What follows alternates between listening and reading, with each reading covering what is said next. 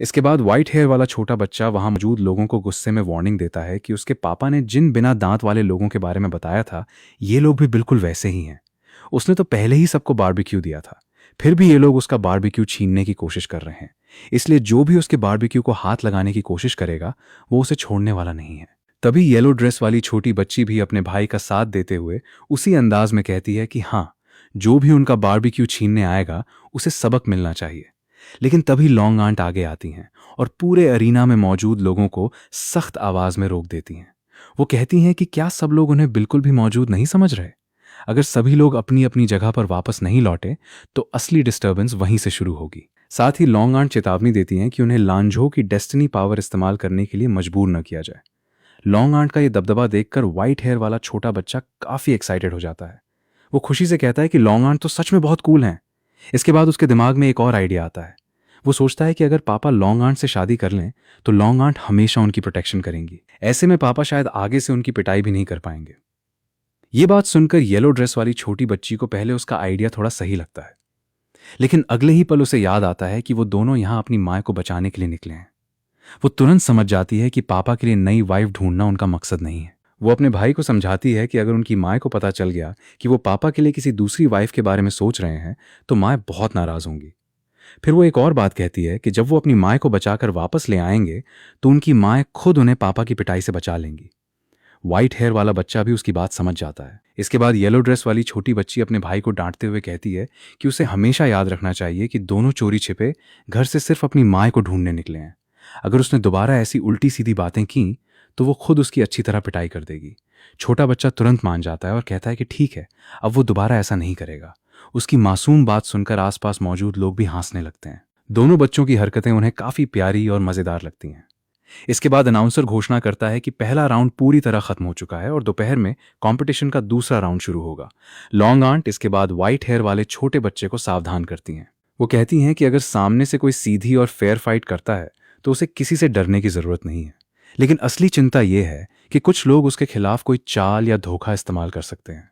White hair वाला बच्चा long aunt को भरोसा दिलाता है कि वो उनकी बात समझ गया है।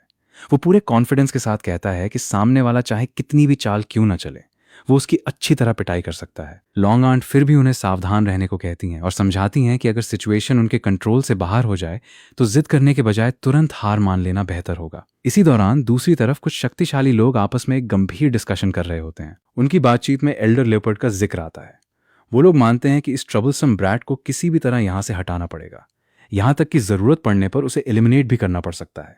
उनका डर यह है कि अगर एल्डर लेपर्ड का यह मामला कंट्रोल में नहीं आया तो उनकी अपनी साइड के डिसाइपल्स कंपटीशन में एक या कई मैचेस गंवा सकते हैं, और अगर उनके डिसाइपल्स सीक्रेट रियल्म में प्रवेश करने में सफल भी हो गए तब भी ये बच्चा उनकी अपॉर्चुनिटीज हासिल करने की राह में बड़ी परेशानी बन सकता है। उनमें से एक व्यक्ति साफ करता है कि उनके डिसाइपल्स का सीक्रेट रियल्म में जाना और वहां ट्रेनिंग करना इंपॉर्टेंट है, लेकिन उनका असल मकसद उससे भी ज्यादा इंपॉर्टेंट है। इसके बाद बातचीत में हेवनली स्वॉर्ड पैविलियन के वाइस पैविलियन मास्टर लॉन्ग का जिक्र आता है। बताया जाता है कि वो इस मामले पर पहले से नजर रख रहे हैं, जिसकी वजह से एल्डर लेपर्ड के लिए आसानी से कोई कदम उठाना मुश्किल हो गया है। फिर वो लोग आगे की सिचुएशन पर विचार करने लगते हैं कि इस परेशानी को किस तरह खत्म किया जाए, क्योंकि सामने वाला सिर्फ ताकतवर ही नहीं है बल्कि उस पर लगातार नजर भी रखी जा रही है। इधर दूसरी तरफ उन पावरफुल लोगों की सीक्रेट मीटिंग में गवर्नर को लेकर एक बड़ा प्लान तैयार किया जाता है। उनका मानना है कि अगर वाइस पैविलियन मास्टर लॉन्ग को हटाने की कोशिश की गई तो मामला तुरंत सीरियस हो जाएगा, क्योंकि जैसे ही फादर गैंकी की मौत होगी नए गवर्नर को शक हो जाएगा और वो पूरी सिचुएशन पर ध्यान देना शुरू कर देगा। और सबसे बड़ी प्रॉब्लम यह है कि लांझाओ की डेस्टिनी पावर नए गवर्नर के साथ है, इसलिए अगर गवर्नर को खतरा हुआ तो उसकी प्रोटेक्शन इतनी स्ट्रांग होगी कि सामने वाला भी सीधे उसे छूने की हिम्मत नहीं करेगा। तभी एल्डर फायर डीमन एक ऐसा प्लान रखता है जिसमें एक साथ दो काम किए जा सकते हैं, उस ट्रबलसम बच्चे को रास्ते से हटाना और साथ ही वाइस पैविलियन मास्टर लॉन्ग को वहां से दूर करना। लेकिन समस्या यह है कि उस बच्चे को मारना अरीना के अंदर ही पॉसिबल होगा, क्योंकि अगर उनकी अपनी सेक्ट के डिसाइपल्स ने उसे जानबूझकर मार दिया तो उसके पीछे मौजूद पावरफुल फोर्सेस सीधे उनके खिलाफ हो जाएंगी, और उस बच्चे को हल्के में लेना भी पॉसिबल नहीं है। सिर्फ 3 साल की उम्र में ही उसके पास वर्मिलियन मार्शल वेनरेबल के अर्ली स्टेज के बराबर स्ट्रेंथ है। इतनी कम उम्र में इतनी टेरिफाइंग पावर होना अपने आप में बहुत बड़ी बात है। इसलिए उन्हें ऐसा कोई आउटसाइडर चाहिए जो इस काम को कर सके और जिसका कनेक्शन सीधे उनकी सेक्ट से ना हो। तभी उन्हें एक स्वॉर्ड कल्टिवेटर याद आता है जिसका नाम ल्यूटियान है।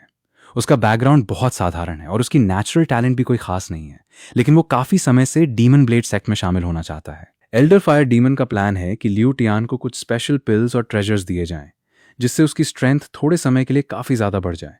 इसके बदले उसे लालच दिया जाएगा कि अगर उसने उस छोटे बच्चे को अरीना में खत्म कर दिया तो उनकी 3 बड़ी फोर्सेस उसकी प्रोटेक्शन करेंगी और उसे सीधे डीमन ब्लेड सेक्ट का कोर डिसाइपल बना दिया जाएगा। इतना बड़ा रिवॉर्ड सुनकर उन्हें पूरा भरोसा है कि लियू टियान इस काम के लिए तैयार हो जाएगा। लेकिन तभी एक दूसरा व्यक्ति सवाल उठाता है कि आखिर गारंटी क्या है कि लियू टियान उस बच्चे को हरा ही पाएगा। तभी वो लोग एक और सिचुएशन का फायदा उठाने का प्लान बनाते हैं। अगर उसी समय पिछला गवर्नर जिसने हत्या की थी, उसका असली मर्डरर अचानक सामने आकर नए गवर्नर पर असैसिनेशन अटेम्प्ट कर दे, तो पूरे अरीना का ध्यान तुरंत उस मर्डरर पर चला जाएगा। नया गवर्नर भी अपनी जान बचाने और अटैकर का सामना करने में पूरी तरह बिजी हो जाएगा। ऐसे में किसी का ध्यान टोकन्स पर नहीं रहेगा। यही वो मौका होगा जब वो लोग चुपचाप टोकन्स के साथ छेड़छाड़ कर सकते हैं और अपने प्लान को आगे बढ़ा सकते हैं। इसके अलावा अगर नए गवर्नर पर सच में असैसिनेशन अटेम्प्ट हुआ तो हेवनली सॉर्ड पैविलियन के वाइस पैविलियन मास्टर लॉन्ग भी निश्चित रूप से उसकी मदद के लिए आगे आएंगे। इस तरह उनका एक ही प्लान 2 फायदे देगा।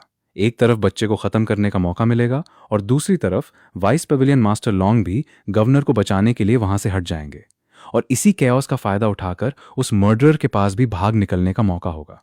ये प्लान सुनकर बाकी लोग एल्डर फायर डीमन की तारीफ करते हैं और कहते हैं कि उसने सच में एक ही चाल से 2 काम करने का रास्ता निकाल लिया है। एल्डर फायर डीमन भी उनकी तारीफ को हंसते हुए स्वीकार कर लेता है। लेकिन अब उनकी प्लानिंग खत्म हो चुकी है और लेंझाओ सिटी कंपटीशन का दूसरा राउंड शुरू हो जाता है। अनाउंसर ऐलान करता है कि अब दूसरे राउंड की शुरुआत की जा रही है और सबसे पहले कंटेस्टेंट्स को टोकन्स डिस्ट्रीब्यूट किए जाएंगे। लेकिन जैसे ही ये प्रोसेस शुरू होने वाली होती है, अचानक एक खतरनाक सिचुएशन पैदा हो जाती है। एक नया स्टेट लॉर्ड इतनी जल्दी यहां पहुंच गया है, ये देखकर सामने वाला चौंक जाता है। तभी वो पिछले स्टेट लॉर्ड के मर्डरर का जिक्र करते हुए सीधे नए स्टेट लॉर्ड को निशाना बनाने लगता है। वो गुस्से में कहता है कि नानझाओ को किसी स्टेट लॉर्ड की जरूरत नहीं है और इसके साथ ही नए स्टेट लॉर्ड को मारने के लिए अटैक कर देता है। अचानक हुए इस अटैक से वहां मौजूद लोग घबरा जाते हैं और अपने लीडर को प्रोटेक्ट करने के लिए आगे बढ़ते हैं। वहीं दूसरी तरफ अटैकर अपनी ओवरवेलमिंग पावर दिखाते हुए बेहद एरोगेंट अंदाज में खड़ा रहता है। उसके सामने मौजूद लोग उसे देखकर समझ जाते हैं कि उसकी स्ट्रेंथ साधारण नहीं है। लेकिन अटैकर के सामने खड़ा व्यक्ति भी पीछे हटने वाला नहीं होता। वो साफ कहता है कि सिर्फ मार्शल सेंट के मिड स्टेज में होने की वजह से ये मत समझना कि वो उससे डर जाएगा। इसके बाद वो अपने लोगों को आदेश देता है कि लॉर्ड जाओ की रक्षा करो। फिर वो खुद उस अटैकर को रोकने के लिए आगे बढ़ता है और कहता है कि वो वापस आएगा। उसी समय पीछे से एक आवाज आती है, मास्टर आप यहाँ कैसे? और यहीं से पता चलता है कि इस अचानक हुए अटैक के बीच एक जाना पहचाना पावरफुल व्यक्ति भी वहां पहुंच चुका है। इसके बाद पता चलता है कि जो हमला हुआ था उसे देखकर मास्टर को लगा था कि कहीं पिछला स्टेट लॉर्ड वाला मर्डरर तो वापस नहीं आ गया। इसी वजह से उन्हें चिंता हो गई थी कि कहीं लॉर्ड जाओ के साथ कुछ गलत तो नहीं हुआ। लेकिन लॉर्ड जाओ उन्हें भरोसा दिलाते हैं कि वो बिल्कुल ठीक हैं और उनकी चिंता करने के लिए धन्यवाद देते हैं।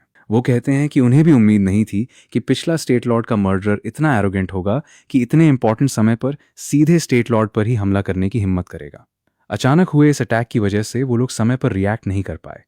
फिर लॉर्ड जाओ वहां मौजूद 3 लोगों की तरफ देखते हैं और कहते हैं कि उन्हें किसी पनिशमेंट की जरूरत नहीं है। आखिर उन तीनों ने मर्डरर को पीछे हटाने में उनकी मदद ही की है, तो उन्होंने कौन सा क्राइम किया है? इसके बाद वहां से खबर आती है कि पैविलियन मास्टर की तरफ सब कुछ नॉर्मल है। ये सुनकर लॉर्ड जाओ भी थोड़ा राहत महसूस करते हैं।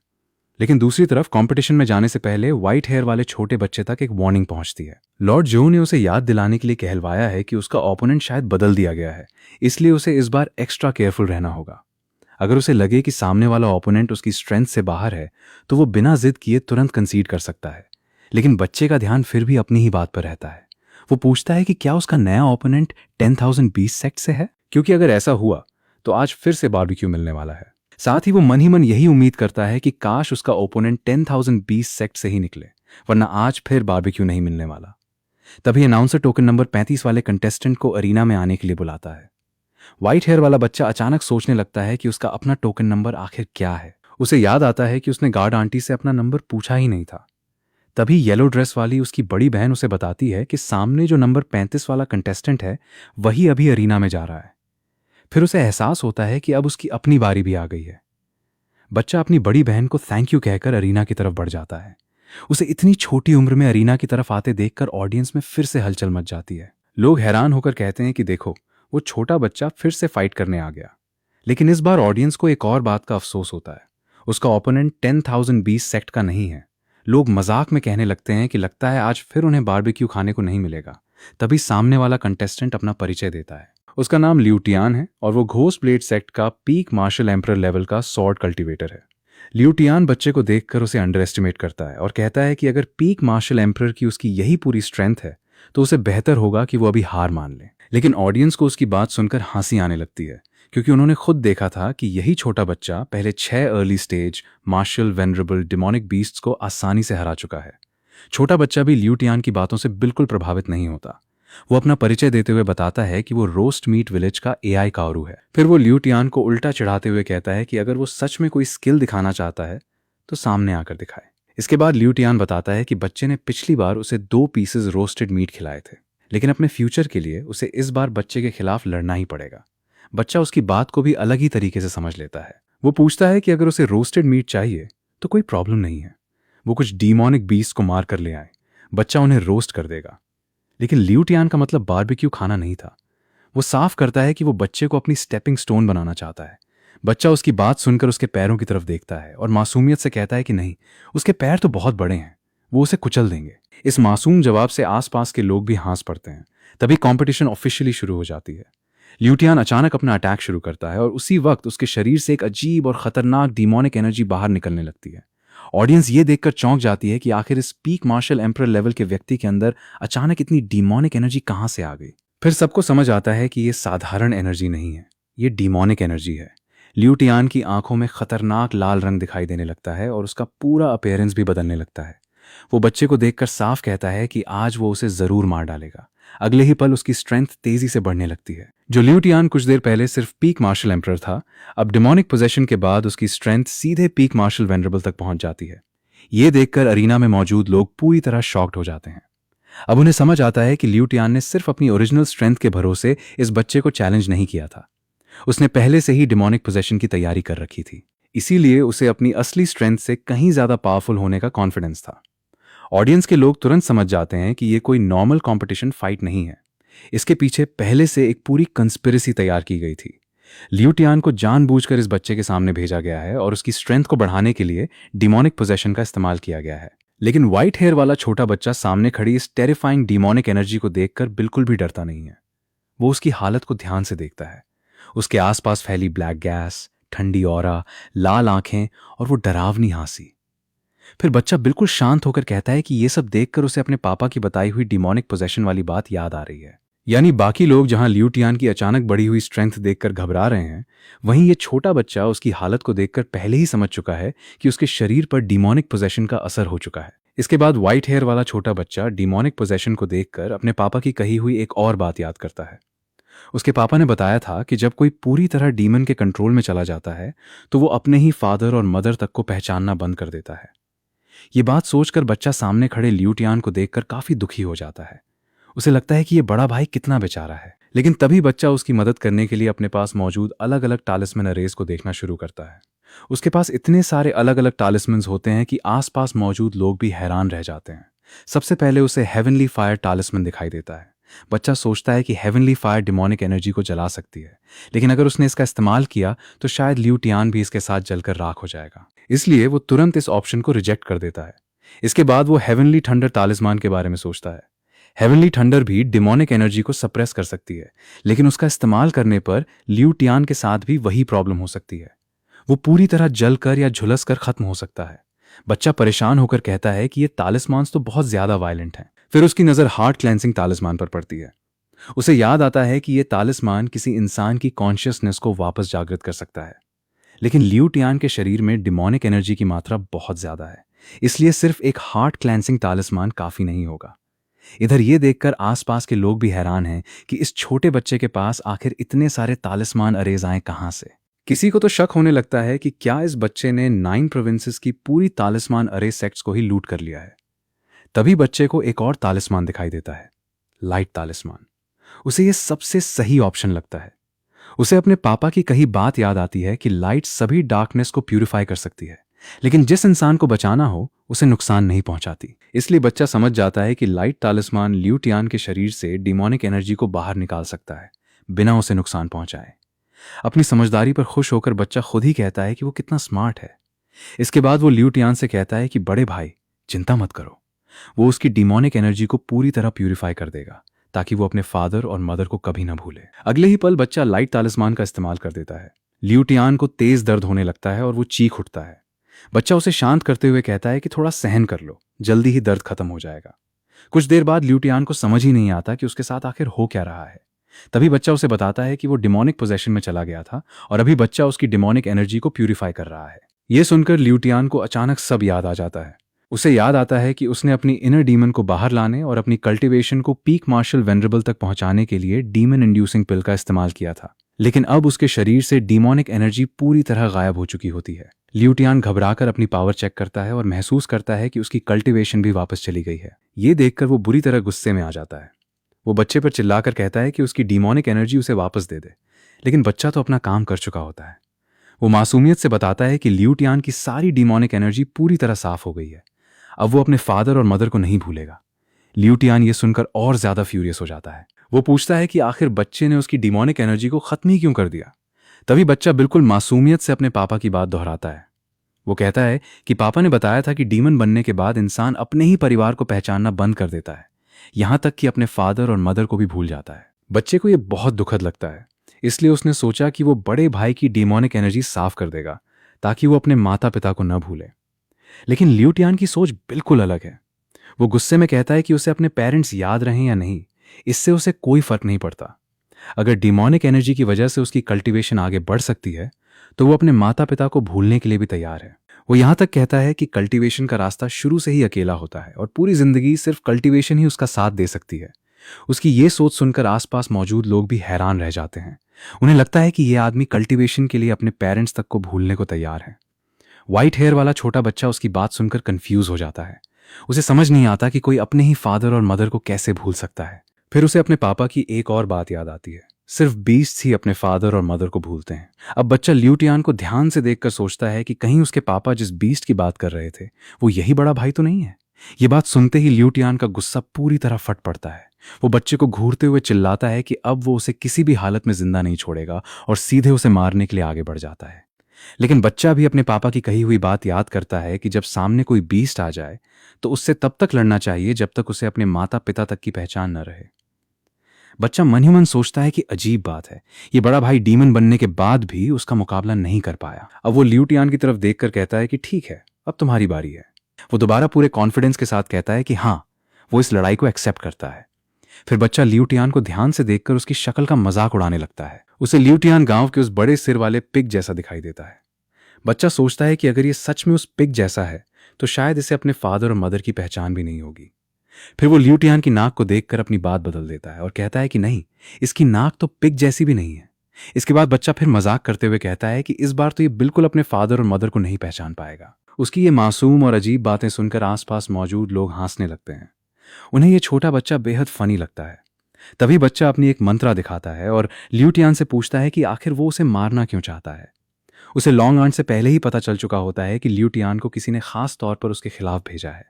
अब लियू टियान के पास सच्चाई छिपाने का कोई रास्ता नहीं बचता। वो बताता है कि अगर वो इस बच्चे को मार देता है तो उसे शार्पनिंग ब्लेड सेक्ट में जाने का मौका मिलेगा और वो वहां कोर डिसाइपल बन सकता है। लेकिन इस पूरे मामले के पीछे सिर्फ शार्पनिंग ब्लेड सेक्ट नहीं है, इसका कनेक्शन डीमन ब्लेड सेक्ट से भी जुड़ा हुआ है। इधर लियू टियान के पास मंत्रा देखकर सामने मौजूद लोग भी हैरान हो जाते हैं कि इस छोटे बच्चे के पास आखिर इतने पावरफुल चीजें कहां से हैं। तभी मास्टर जो लियू टियान की हालत देखकर कहता है कि जब लियू टियान पहले ही हार चुका है तो अब ये मैच यहीं खत्म कर देना चाहिए। वहां मौजूद कुछ लोग भी उसकी बात से सहमत होते हैं और कहते हैं कि हाँ, अब विनर और लूजर साफ है, इसलिए कंपटीशन खत्म होनी चाहिए। लेकिन व्हाइट हेयर वाला बच्चा उन्हें रोक देता है। वो कहता है कि इतनी जल्दी क्यों? अभी सामने वाला कंटेस्टेंट खुद हार मानकर पीछे नहीं हटा है। हो सकता है वो अभी भी सोच रहा हो कि किस तरह काउंटर अटैक करके जीत हासिल की जाए। इसलिए अगर अभी ही मैच खत्म कर दिया गया तो ये लियू टियान के लिए फेयर नहीं होगा। इसके बाद बच्चा सीधे लियू टियान से पूछता है कि आखिर डीमन ब्लेड सेक्ट ने उसे मारने के लिए क्यों भेजा था। अब लियू टियान पूरी सच्चाई बताने लगता है। वो बताता है कि डीमन ब्लेड सेक्ट को पहले से पता था कि वो डीमन पोजेशन में जा सकता है। इसी वजह से उसे एक फॉरबिडन डीमन इंड्यूसिंग पिल दी गई थी। उस पिल का काम उसकी इनर डीमन को बाहर लाना था। जैसे ही वो डीमन पोजेशन में जाता, उसकी स्ट्रेंथ सीधे पीक मार्शल वेनरेबल तक पहुंच जाती। इसके बाद उसे इस छोटे बच्चे को मारना था। ल्यूटियान आगे बताता है कि बच्चे को मारने के बाद उसकी डीमोनिक एनर्जी धीरे धीरे खत्म हो जाती और वो खुद अपने नॉर्मल स्टेट में वापस आ जाता। और सबसे बड़ी बात यह थी कि उसके बाद डीमन ब्लेड सेक्ट उसे वहां से सेफली एस्केप करने में मदद करने वाली थी। इसके बदले उसे डीमन ब्लेड सेक्ट में सीधे कोर डिसाइपल बनाया जाना था। लेकिन अब इस पूरी योजना की सबसे गंभीर बात सामने आती है। जिस डीमन इंड्यूसिंग पिल का इस्तेमाल ल्यूटियान ने किया था वो लांझाओं में एक फॉरबिडन आइटम है। इसका इस्तेमाल करना पूरी तरह प्रोहिबिटेड है। ये सुनते ही वहां मौजूद लोग भड़क उठते हैं। उन्हें विश्वास नहीं होता कि डीमन ब्लेड सेक्ट ने एक छोटे बच्चे को खत्म करने के लिए इतनी घटिया और डेंजरस मेथड का इस्तेमाल किया। लोग गुस्से में कहते हैं कि डीमन ब्लेड सेक्ट ने ऐसा करने की हिम्मत कैसे की और लंझाओ के फॉरबिडन आइटम तक का इस्तेमाल कर डाला। ये सीधे लंझाओ के रूल्स और लॉज को चैलेंज करने जैसा है। तभी डीमन ब्लेड सेक्ट की तरफ से मौजूद व्यक्ति तुरंत सफाई देने लगता है। वो गवर्नर से शांत रहने की रिक्वेस्ट करता है और कहता है कि उसे इस पूरे मामले की कोई जानकारी नहीं थी। वो दावा करता है कि शायद सेक्ट के किसी डिसाइपल ने ये फॉरबिडन आइटम छिपाकर अपने पास रखा था और सीक्रेटली इसका इस्तेमाल कर लिया। इसके बाद वो भरोसा दिलाता है कि डीमन ब्लेड सेक्ट इस मामले पर गवर्नर और पूरे लांझो को निश्चित रूप से एक्सप्लेनेशन देगा। इसके बाद डीमन ब्लेड सेक्ट की तरफ से सफाई देने वाले एल्डर फायर डीमन को गवर्नर तुरंत रोक देते हैं। वो कहते हैं कि उन्हें किसी एक्सप्लेनेशन की जरूरत नहीं है, वो इस पूरे मामले की इन्वेस्टिगेशन खुद करेंगे। उधर ल्यूटियान, जो अभी अभी डीमन पोजेशन से बाहर आया था, गुस्से में उस छोटे बच्चे पर चिल्लाता है। उसे समझ ही नहीं आता कि बच्चे ने आखिर उस पर कैसी सॉर्सरी का इस्तेमाल किया था। वो गुस्से में फिर से बच्चे को मारने के लिए आगे बढ़ने की कोशिश करता है, लेकिन अब उसकी हालत पहले जैसी नहीं रही। उसकी डीमोनिक एनर्जी पूरी तरह साफ हो चुकी है और उसकी कल्टीवेशन भी खत्म हो गई है। गवर्नर तुरंत साफ कर देते हैं कि लांझो में किसी फॉरबिडन आइटम का ओपनली इस्तेमाल करना सीधे लांझो के लॉज का उल्लंघन है और इस अपराध की सजा बेहद गंभीर है। कानून के हिसाब से इसके लिए मौत की सजा तक हो सकती है। ये सुनते ही ल्यूटियान डर जाता है और गवर्नर से अपनी जान बख्शने की गुहार लगाने लगता है। गवर्नर उसे एक मौका देते हैं। वो कहते हैं कि अगर ल्यूटियान उस व्यक्ति की पहचान बता दे जिसने उसे डीमन इंड्यूसिंग पिल दी थी तो उसके साथ थोड़ी नरमी बरती जा सकती है। लेकिन ल्यूटियान के पास उस आदमी की कोई जानकारी नहीं है। वो बताता है कि उस व्यक्ति ने अपनी आइडेंटिटी पूरी तरह छिपा रखी थी, यहां तक कि उसकी आवाज भी डिस्गाइज की गई थी। ऊपर से उसकी स्ट्रेंथ इतनी ज्यादा थी कि ल्यूटियान उसकी असली पहचान तक पता नहीं कर पाया। इसलिए वो साफ कह देता है कि उसे नहीं पता कि वो आदमी आखिर कौन था। गवर्नर अब ल्यूटियान को और सवाल करने के बजाय गार्ड्स को आदेश देते हैं कि उसे वहां से ले जाकर डंजन में बंद कर दिया जाए। लंझो ग्रैंड कॉम्पिटिशन खत्म होने के बाद उसके अपराध का फैसला किया जाएगा। इसके बाद गवर्नर की नजर डीमन ब्लेड सेक्ट के एल्डर फायर डीमन पर जाती है। वो उससे पूछते हैं कि इस बार लंझो आए हुए डीमन ब्लेड सेक्ट के सभी डिसाइपल्स और एल्डर्स क्या यहाँ मौजूद हैं। एल्डर फायर डीमन जवाब देता है कि हाँ, लगभग सभी लोग यहाँ हैं। फिर गवर्नर बताते हैं कि अब उनका अगला काम ये पता लगाना है कि डीमन ब्लेड सेक्ट के अंदर आखिर वो कौन व्यक्ति है जिसने सीक्रेटली फॉरबिडन आइटम अपने पास रखा था और उसका इस्तेमाल करवाया। एल्डर फायर डीमन तुरंत समझ जाता है कि गवर्नर शायद सर्चिंग गॉड टेक्निक इस्तेमाल करने वाले हैं। वो तुरंत विरोध करता है और कहता है कि अगर इस टेक्निक से डीमन ब्लेड सेक्ट के सभी लोगों की जांच की गई तो सेक्ट की फाउंडेशन तक प्रभावित हो सकती है। सिर्फ किसी एक व्यक्ति के फॉरबिडन आइटम रखने की वजह से वो अपने पूरे सेक्ट को ऐसी जांच के लिए तैयार नहीं कर सकता। लेकिन गवर्नर साफ कर देते हैं कि वो सर्चिंग गॉड टेक्निक इस्तेमाल करने वाले ही नहीं हैं, बल्कि वो खुद कहते हैं कि उन्हें सर्चिंग गॉड टेक्निक आती तक नहीं है। अब एल्डर फायर डीमन को थोड़ा सुकून मिलता है, लेकिन तभी उसकी नज़र छोटे व्हाइट हेयर वाले बच्चे पर जाती है और उसे समझ आता है कि असली प्रॉब्लम अभी खत्म नहीं हुई है। उसे शक होता है कि शायद गवर्नर उस बच्चे के ट्रू वर्ड टालिस्मन का इस्तेमाल करके डीमन ब्लेड सेक्ट के लोगों से सच्चाई निकलवाने वाले हैं। एल्डर फायर डीमन इस आइडिया को भी हल्के में लेता है। वो कहता है कि आज डीमन ब्लेड सेक्ट से यहाँ मार्शल एम्परर रियम से ऊपर के कम से कम 100 डिसाइपल्स मौजूद हैं। उसके हिसाब से इतने लोगों की जांच करने के लिए उस छोटे बच्चे के पास इतने ट्रू वर्ड टालिस्मान्स कहाँ से आएंगे। लेकिन अगले ही पल बच्चा बिल्कुल कैजुअली जवाब देता है कि क्या वो सच में सोचता है कि उसके पास टालिस्मान्स कम है। फिर बच्चा अपने पास मौजूद टालिस्मान्स निकाल कर दिखाता है।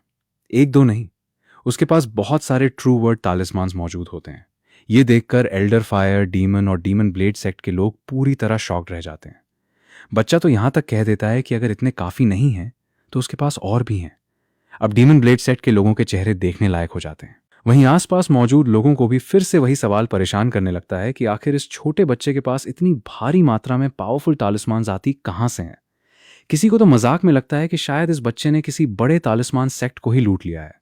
एल्डर फायर डीमन भी मन ही मन समझ जाता है कि यह बच्चा जितना छोटा दिखाई देता है उसके पास मौजूद रिसोर्सेज उतने ही अनबिलीवेबल हैं। तभी एल्डर फायर डीमन अचानक अपने सारे मार्शल एम्परर रियम से ऊपर के डिसाइपल्स को अरीना में आने का आदेश देता है।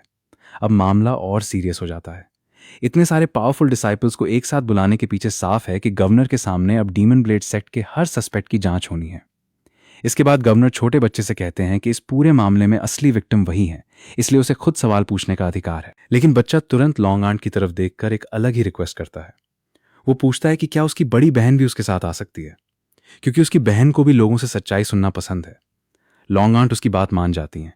ये सुनते ही बच्चा खुशी से अपनी बड़ी बहन को बुलाता है और कहता है कि जल्दी आओ, अब दोनों मिलकर एक नया गेम खेलेंगे, असली कल्प्रिट को ढूंढने का गेम। और अब व्हाइट हेयर वाला छोटा बच्चा अपने हाथ में ट्रू वर्ड टालिस्मान्स लिए डीमन ब्लेड सेक्ट के एक एक पावरफुल डिसाइपल से सच्चाई निकलवाने के लिए तैयार हो जाता है।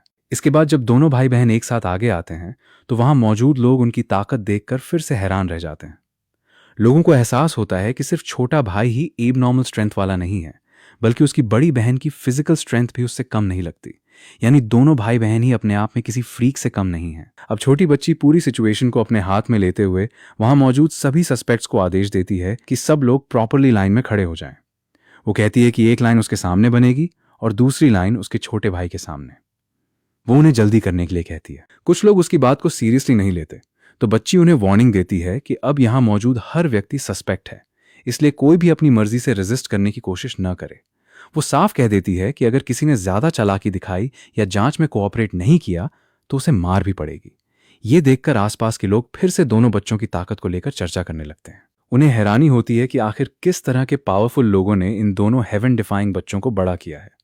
उधर बच्ची एक एक करके सस्पेक्ट्स को जांच के लिए तैयार करती है और अपने भाई के साथ मिलकर ट्रू वर्ड टालिस्मन का इस्तेमाल शुरू कर देती है। थोड़ी देर बाद गवर्नर की तरफ से जांच का पहला हिस्सा पूरा हो जाता है। जिन डिसाइपल्स की जांच की गई थी उनमें से कोई भी वो व्यक्ति नहीं निकलता जिसने लियू टियान को डीमन इंड्यूसिंग पिल दी थी। डीमन ब्लेड सेक्ट का एक एल्डर तुरंत इस बात का फायदा उठाने की कोशिश करता है। वो गवर्नर से कहता है कि शायद कोई जानबूझकर उनके सेक्ट को फंसाने की कोशिश कर रहा है, इसलिए गवर्नर को असली कल्प्रिट की इन्वेस्टिगेशन करनी चाहिए और उनके सेक्ट का नाम साफ करना चाहिए। लेकिन गवर्नर उसे तुरंत याद दिलाते हैं कि उन्होंने अभी पूरी जांच खत्म नहीं की है। उन्होंने सिर्फ मार्शल एम्परर लेवल से ऊपर के डिसाइपल्स की जांच पूरी करने को कहा था। अब उन डिसाइपल्स के बाद डीमन ब्लेड सेक्ट के एल्डर्स की बारी है, यानी अब मार्शल सेंट लेवल के एल्डर्स को भी जांच से गुजरना होगा। ये सुनते ही डीमन ब्लेड सेक्ट के लोग आपत्ति करने लगते हैं। उनका कहना है कि उनके एल्डर्स सभी मार्शल सेंट लेवल के हैं और दो छोटे बच्चों से ट्रू वर्ड टालिस्मान के जरिए उनकी जांच करवाना मार्शल सेंट्स का अपमान है। लेकिन गवर्नर इस बात को बिल्कुल स्वीकार नहीं करते। वो साफ करते हैं कि लांजो प्रीफेक्चर आमतौर पर बड़ी बड़ी फोर्सेस के आपसी डिस्प्यूट्स में दखल नहीं देता, लेकिन फॉरबिडन आइटम्स का मामला अलग है। अगर डीमन इंड्यूसिंग पिल जैसी चीज किसी और के पास भी मौजूद है और वो उससे ज्यादा पावरफुल लेवल तक पहुंच सकता है तो सिचुएशन बेहद खतरनाक हो सकती है। गवर्नर खास तौर पर पुराने समय की एक बड़ी ट्रेजेडी का जिक्र करते हैं। वो नहीं चाहते कि 1000 साल पहले जैसी घटना दोबारा हो, क्योंकि अगर किसी के हाथ में सेंट रैंक डीमन इंड्यूसिंग पिल या उससे भी ऊपर की डीमन इंड्यूसिंग पिल मौजूद हुई और कोई कल्टीवेटर उसकी मदद से अपनी कल्टीवेशन को पीक मार्शल सेंट तक बढ़ा लेता है तो यहां मौजूद लगभग कोई भी उसे रोक नहीं पाएगा। इसी वजह से गवर्नर साफ आदेश देते हैं कि इस मामले की पूरी तरह इन्वेस्टिगेशन होगी और किसी को भी सिर्फ उसकी पोजीशन या स्ट्रेंथ की वजह से छूट नहीं मिलेगी। इस आदेश के बाद डीमन ब्लेड सेक्ट के सभी एल्डर्स को भी अरीना में आने के लिए कहा जाता है। अब तक जो एल्डर सिर्फ दूसरों की जांच होते हुए देख रहा था उसकी नजर भी बच्चे पर पड़ती है। छोटी बच्ची उसे देखकर तुरंत कहती है कि तुम भी देखने में कोई अच्छे आदमी नहीं लग रहे हो। फिर वो उसे भी अरीना में आने के लिए बोल देती है। वो एल्डर घबरा कर बताता है कि वो तो इस कंपटीशन का रेफरी है, लेकिन बच्ची का जवाब सीधा होता है, रेफरी होना कोई एक्सक्यूज नहीं है। अगर वो डीमन ब्लेड सेक्ट का मेंबर है तो उसे भी इन्वेस्टिगेशन से गुजरना पड़ेगा। गवर्नर भी उसकी बात को सपोर्ट करते हैं और साफ कहते हैं कि एल्डर फायर डीमन को भी ऊपर आकर जांच करवानी होगी, ताकि बाद में कोई ये न कह सके कि उसे जानबूझकर इन्वेस्टिगेशन से बाहर रखा गया। आखिरकार एल्डर फायर डीमन भी अरीना में आ जाता है। अब सामने खड़ा व्यक्ति कोई मामूली कल्टीवेटर नहीं है, वो मिड स्टेज मार्शल सेंट है। वो बच्चों के ट्रू वर्ड टालिस्मन को देखकर थोड़ा कॉन्फिडेंट अंदाज में कहता है कि वो देखना चाहता है कि इनका ट्रू वर्ड्स ऑफ सबडूइंग ड्रैगन आखिर मार्शल सेंट पर कितना असर करता है। लेकिन बच्चा बिल्कुल बेफिक्र रहता है। वो उसे समझाता है कि अगर ट्रू वर्ड टालिस्मान उसके शरीर पर प्रॉपरली स्टिक हो गया तो टेक्निक काम करेगी। हाँ, अगर एल्डर फायर डीमन लगातार रेजिस्ट करने की कोशिश करेगा तो थोड़ा मुश्किल जरूर होगा, और उस मुश्किल का बच्चे के पास एक बहुत सीधा सोल्यूशन है। उसे पहले पीटना पड़ेगा ताकि वो शांत होकर तालिस्मान्स लगवाएं। एल्डर फायर डीमन की हंसी सुनकर बच्चा तुरंत उसका मजाक उड़ाता है और कहता है कि इतना मत हंसो, क्योंकि उसकी हंसी बहुत अगली है। अब एक तरफ पूरा डीमन ब्लेड सेक्ट टेंशन में है और दूसरी तरफ ये दोनों छोटे भाई बहन ऐसे बिहेव कर रहे हैं जैसे किसी सीरियस इन्वेस्टिगेशन की जगह कोई मज़ेदार गेम चल रहा हो।